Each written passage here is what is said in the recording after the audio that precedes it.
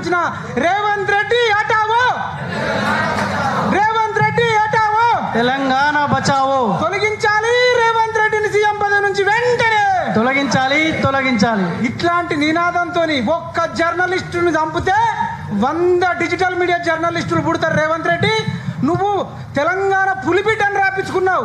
నువ్వు తెలంగాణ పులిబిడ్డ కాదు, నల్లమల పులిబిడ్డ కాదు, తెలంగాణ పిల్లివని, నల్ల పిల్లివని ప్రకటిస్తున్నాం. నీతో అయ్యేదేంది, పోయేదేంది? ఓ పాటలు రాపించుకుంటావు వాళ్ళతోని వీళ్ళతోని. సింగమోలే కదిలినవు, ఏడ కదిలినావు సింగమోలో?